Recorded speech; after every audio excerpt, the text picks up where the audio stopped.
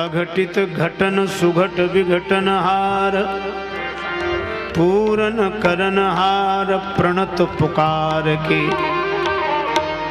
कालहू के काल प्रतिपाल जन दीनन के, सर्व सुख रूप दान आनंद अपार के। रंग कहीं राजेश करे, कठिन कलेश हरे, जिनको निहारी डरे पुंज मधुमार के। प्रभु पद प्रीति के प्रदायक परम पूज्य, प्रणवों पदारविंद पवन कुमार के। श्री हनुमान जी महाराज की जय।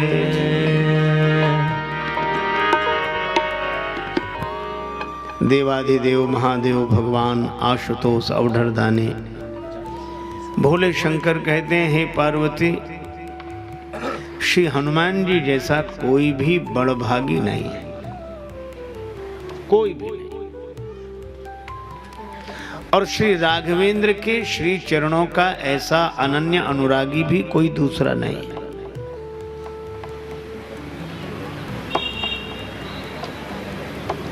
जिनके प्रेम और सेवा का वर्णन स्वयं श्री राघवेंद्र अपने श्री मुख से बार बार करते हैं, ऐसे हैं श्री हनुमान जी।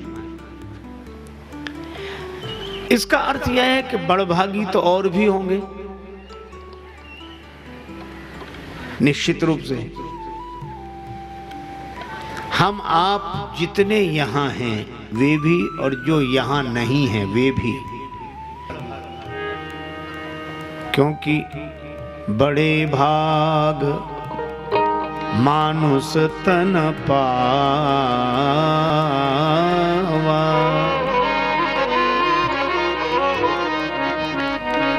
जिन्हें मनुष्य शरीर मिला वे सब बड़भागी हैं, और मनुष्य शरीर पाकर सत्संग में आ गए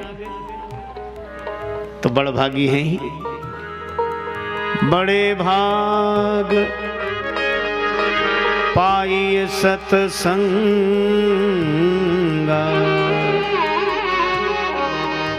तो मुझे तो एक ही बात लगती है कि जिन्हें मनुष्य शरीर मिला वे तो बड़भागी हैं ही, पर उन बड़भागियों में वे निश्चित रूप से बड़भागी हैं जो मनुष्य शरीर पाकर सत्संग परिवार से जुड़ गए।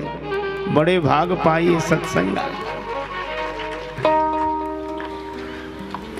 तो भाई कुछ लोग बड़भागी होते हैं। अच्छा, और सत्संग से जुड़कर कोई भगवान से जुड़ जाए, भगवान से प्रेम करने लगे, भगवान का नाम, भगवान का रूप, भगवान की कथा, भगवान का धाम प्रिय लगने लगे, सगुण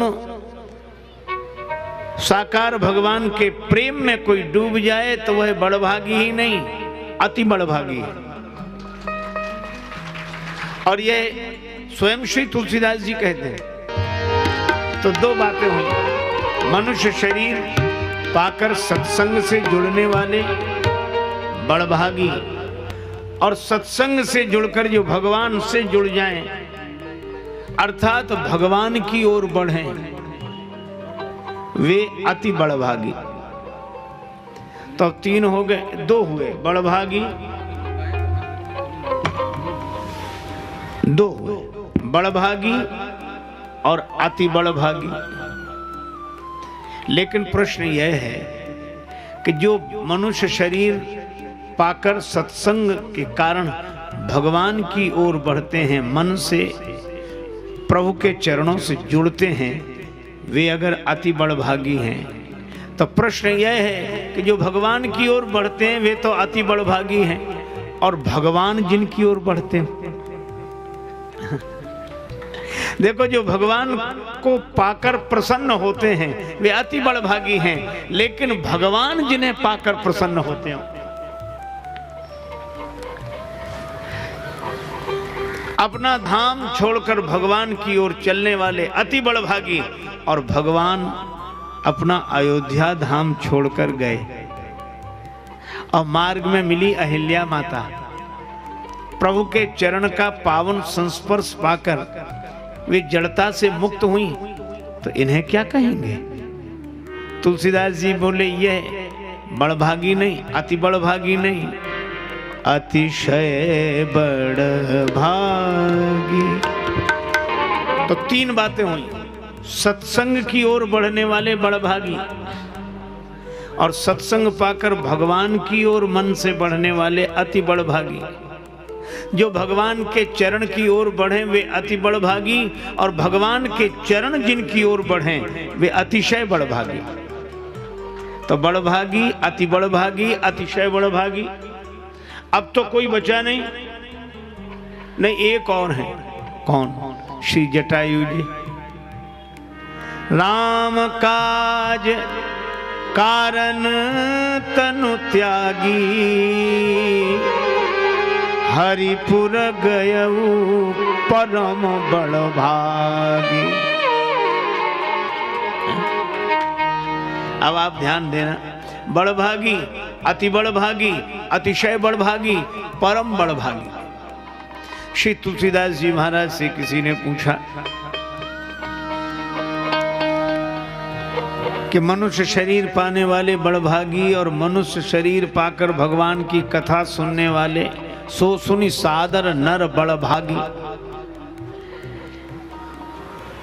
और भगवान की ओर बढ़ने वाले अति बड़भागी, और भगवान के चरण जिनकी ओर बढ़े वे अतिशय बड़भागी। पर भगवान के चरणों को पाने के बाद गए पतिलोक आनंद भरी, पर धन्य है जटायु जी हरिपुर गए तो परम बड़भागी। तो इनमें हनुमान जी कौन से बड़भागी हैं, कि अति बड़भागी हैं, कि अतिशय बड़भागी हैं, कि परम बड़भागी? शंकर भगवान कहते हैं पार्वती चाहे कोई बड़भागी रहे, चाहे अति बड़भागी रहे, चाहे अतिशय बड़भागी रहे, चाहे परम बड़भागी रहे, लेकिन हनुमान समान बड़भागी, हनुमान समान। अच्छा, क्यों नहीं है?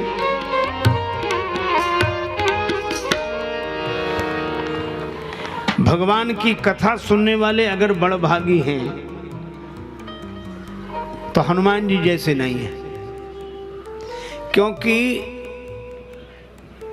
आप जहां कथा सुन रहे हैं अभी इसी समय कहीं और भी तो कथा हो रही होगी, किसी के द्वारा हो रही होगी। तो जो यहां कथा सुन रहे हैं वे वहां नहीं सुन सकते, और जो वहां सुन रहे हैं वे यहां नहीं सुन सकते।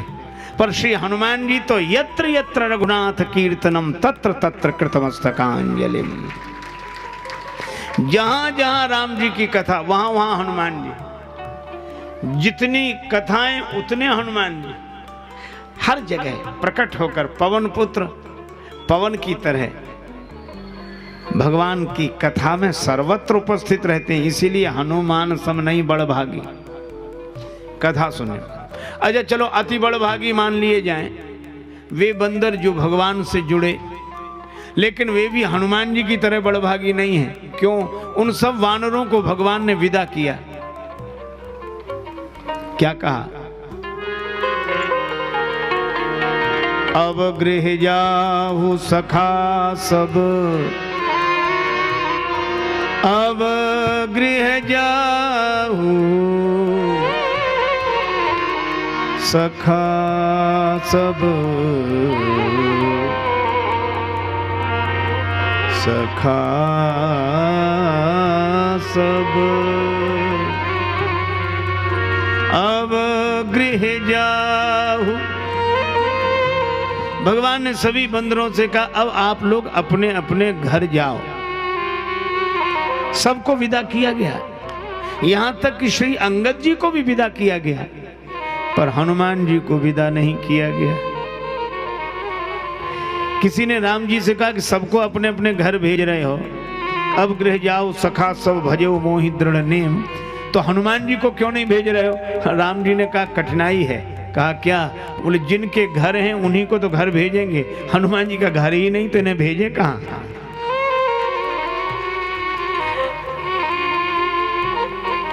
और फिर एक बात और है। क्या? हम हनुमान जी के ऋणी हैं, कर्जदार हैं, तो जब तक कर्ज न चुक जाए तब तक कैसे कह देंगे जाओ। कपि से उऋण हम नाही भरत भाई, कपि से उऋण हम नाही भरत भाई, कपि से उऋण हम नाही। उऋण हम नाही, हम नाही, नाई उऋण हम नाही, नाहि उऋण हम नाही। हम नाही,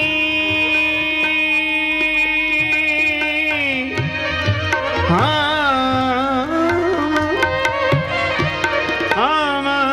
नाही उऋण हम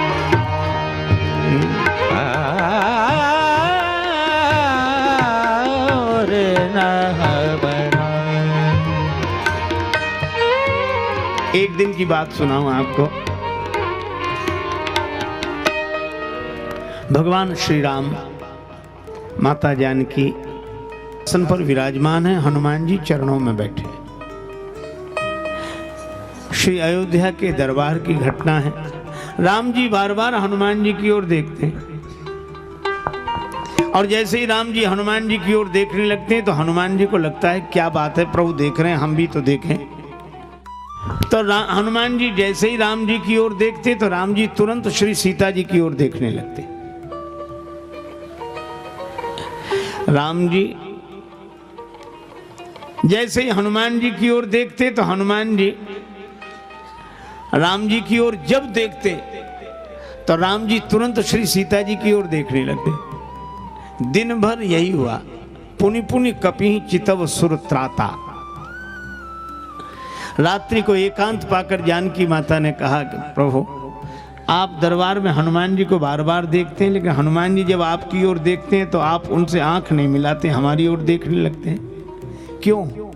राम जी ने कहा श्री किशोरी जी बात यह है कि हनुमान जी मेरे मानस पुत्र हैं, तो वात्सल्य भाव से भरकर मैं बार बार अपने पुत्र की ओर देखता हूं, मानस पुत्र की ओर देखता हूं।